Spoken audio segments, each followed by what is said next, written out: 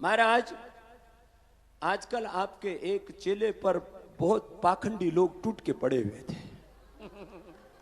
बोले ये भगवान की कृपा क्या, ये बालाजी की कृपा क्या है। मैंने कहा बालाजी की कृपा क्या है, यदि ये बिना आंखों के देखनी हो तो पूज्य राम भद्राचार्य जी में देख लो। ये हनुमान जी की कृपा, राम जी की कृपा। सनातन संस्कृति का चमत्कार क्या है कि एक व्यक्ति जिसकी बाहर की आंखें नहीं और कैसे अंतः प्रज्ञा खुलती है, क्या रितंबरा मेधा होती है, क्या वो ईश्वरीय अनुग्रह अनुकंपा होती है। और फिर मैंने कहा आपको बाहर की आंखों से देखना हो तो फिर पूज्य महाराज जी के शिष्य हमारे राम धीरेन्द्र कृष्ण शास्त्री महाराज जी के शिष्य हैं, कृपा पात्र हैं।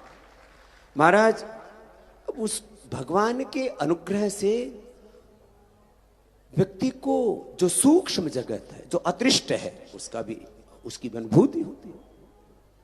और लेकिन ये विशुद्ध रूप से गुरु कृपा और भगवत कृपा से होता है। और धीरेन्द्र कृष्ण शास्त्री जी एक गुरु की कृपा, भगवत कृपा के कारण से बालाजी महाराज जी की कृपा होती है। मेरे से बोले महाराज जी कहते हैं कि ये भूत प्रेत भग जाते हैं। मैंने कहा भाई भूत पिशाच निकट नहीं आवे तो भगवान जी की कृपा से तो भूत प्रेत क्या है, ये कुछ प्रारब्ध दोष है, कुछ है, आसुरी शक्तियां हैं। तो जो गुरु और भगवान की शरण में रहता है और कोई दैवी कृपा संपन्न कोई महापुरुष जब आशीर्वाद दे देता है तो व्यक्ति संकटों से बाहर निकल जाता है। वो महाराज जी के शिष्य कर रहे हैं। और जहां तक रहा प्रश्न तर्क वितर्क का, जिनको तर्क वितर्क करना हो तो महाराज जी के पास आ जाओ, और जिनको चमत्कार देखना हो तो महाराज जी के चेले के पास जाके देख लो।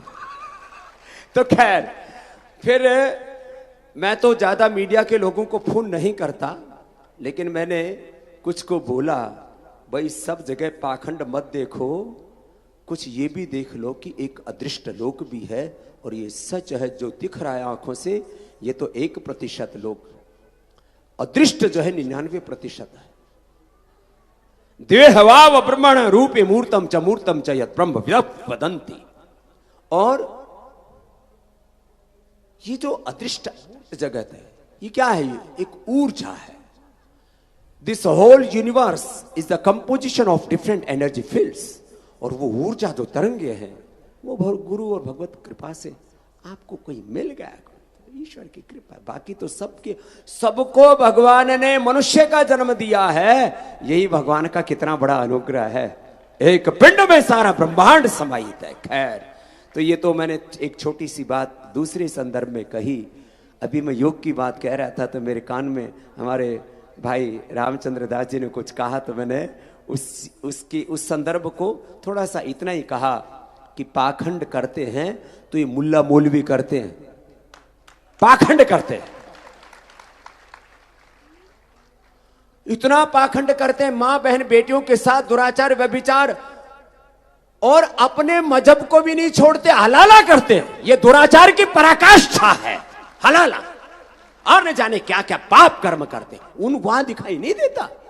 और ये जो इस्लाम वाले और ये ईसाइयत वाले तो हद ही कर देते हैं। कुछ अपने जो है प्रशिक्षित चेलों को मंच के ऊपर लेके आएंगे, हाउ करते हुए उनको लिटा देंगे, और जो है बोले वो ईसा मसीह की कृपा आ गई है, ईसा मसीह की कृपा आ गई है, और वो एकदम लटालट पड़ते हैं।